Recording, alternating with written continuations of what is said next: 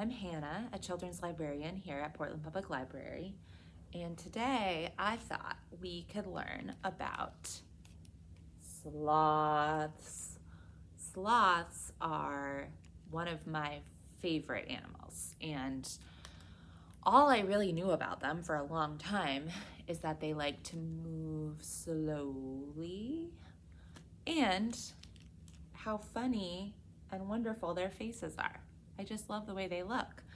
But this book, The Secret Life of the Sloth by Lawrence Pringle, illustrated by Kate Garchinsky, helped me learn so many cool facts about sloths, and so I thought I want to share them with my PPL friends.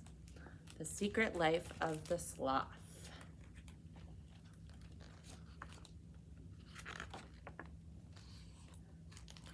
Perezoso swims. She swims across a narrow river to reach a place in the rainforest where she knows there are tree leaves that she likes to eat. She is a good swimmer, but when she reaches land, she cannot stand up and walk. Perezoso is a brown-throated, three-fingered sloth, and all sloths have weak back legs. She uses her long, strong front arms to pull herself along on her belly. Perezoso grabs a tree trunk with her long, curved front claws, and then with her back claws, she climbs up past the shrubs, vines, and short trees of the forest understory. She climbs higher and higher to the top of the forest, the canopy. There she feels safe and at home. Sloths spend almost all of their days and nights high in trees. This kind of life is called arboreal.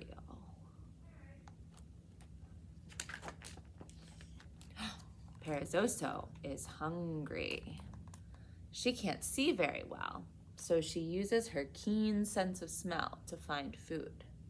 She sniffs the air to find her favorite kinds of trees, with their tasty leaves, twigs, buds, and fruits. Sometimes she eats flowers.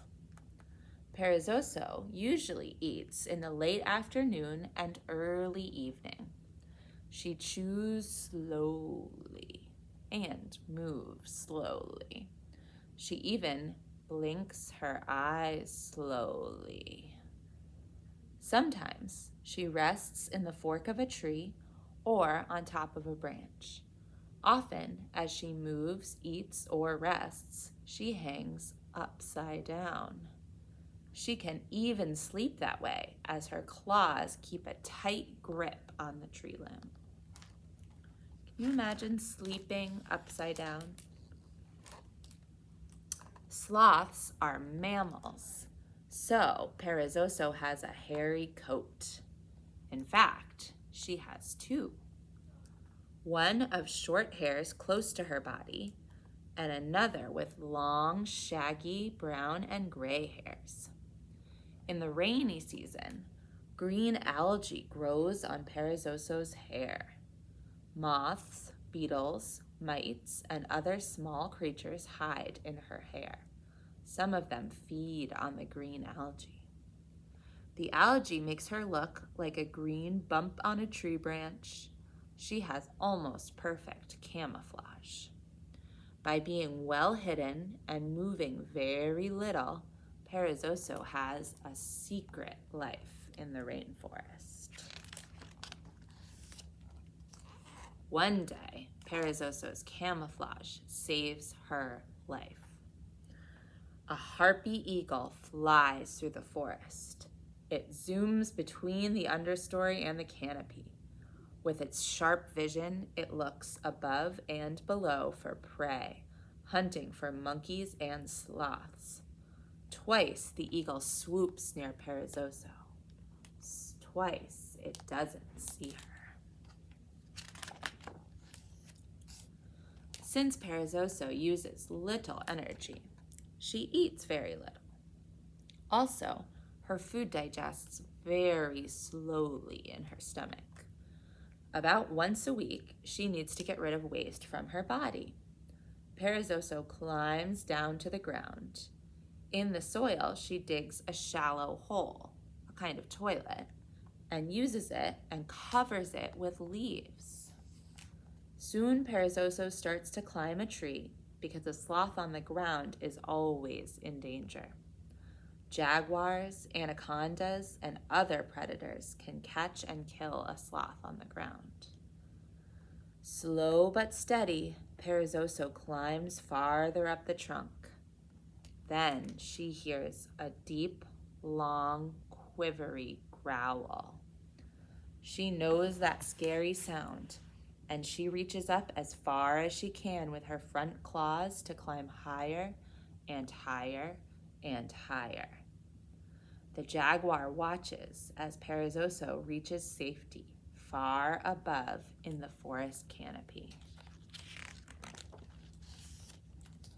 For weeks now, Perezoso has had unusual feelings inside her body. Now they grow much stronger. She's had these feelings before, and she knows what to do. She climbs down to a tree branch closer to the forest floor. Beneath the branch, she grips the wood with her front and back claws. And right there, hanging upside down, she gives birth to a baby sloth.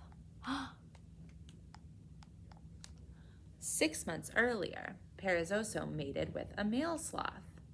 Now she has a son, born with a full coat of hair, a full set of teeth, and strong claws.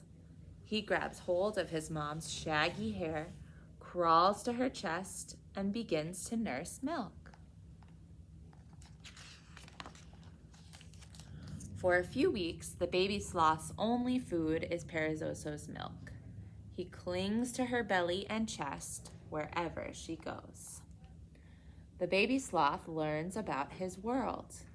He listens to the sound of raindrops on leaves, of frogs calling in the night, of howler monkeys roaring, of scarlet macaws squawking as they fly by. He watches and feels his mother's body as she maneuvers among tree branches and vines. He smells a rich blend of odors in his mother's shaggy coat and the leaves she chooses to eat. The baby sloth and his mother cuddle close together when they sleep. After a rainy night, Perezoso moves to sunny spots where she and her baby can warm up. He grows bigger, grows a longer hairy coat, and grows more curious about what his mother eats. He begins to take little bites of leaves and flowers. Once the young sloth stops nursing, he reaches out to pluck leaves to eat. By watching his mother, he learns how to smell plants to find the best and avoid some that are not safe to eat. He grows stronger and bolder and sometimes moves away from Perezoso in the canopy. But the two sloths stay near each other. Together, they clamber down a tree trunk to the forest floor to bury their waists or to crawl to the bottom of another tree. Together, they climb up to feed on new kinds of leaves. One day, Perezoso leads her son through the canopy to the edge of the river. She leads him down a tree trunk and into the water for a kind of swimming lesson. At first, he is scared, but he watches his mother as she moves her powerful arms and swims easily through the water. He tries. Soon, he's swimming. He discovers something wonderful. He can move 3 times faster in water than he can on the ground or up in trees. From then on, they sometimes go for a swim, not to travel, but just for fun. As the months pass, Perezoso does her best to give her son a good start in life. Now he is able to take care of himself. In most mammal families, this would be the time for him to leave to look for his own home. Three-fingered sloths are different. It is Perezoso who leaves. Her son stays where he grew up. She will live in another part of her home range. They touch and smell each other one last time. In the light of a rainforest dawn, Perezoso travels through the canopy on vines and tree branches. She crawls out on a low branch that hangs over the water. She lets go and splashes into the river, and Perezoso swims.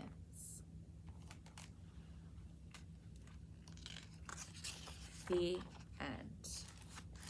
So this book is really wonderful. It taught me so much.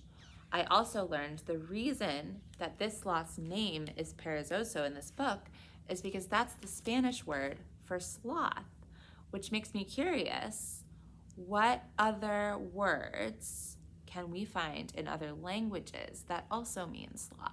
I think I'm going to go look some up. And if you want, you can definitely ask your grown-up to help you look some up too, and we can share all kinds of different names for sloths that we find. Another fun thing to do that I like to do when I'm feeling tired or just in a silly mood is to practice moving like a sloth. So you can pull yourself on the ground with your arms. You can move very slowly and even practice chewing slowly and blinking your eyes slowly. You can climb a tree and hang upside down from a branch. That's a really good one to do in the summertime. So yeah, if you ever want to talk about sloths, come to the library and see me, or shoot me an email, or ask your grown-up some questions about sloths, and maybe you can find some even more interesting information. You can also check out this book. It's new, but we have it on our shelf here at Portland Public Library, and we have some other really cool books about sloths too. So thanks so much for listening and learning with me, and I'll see you soon.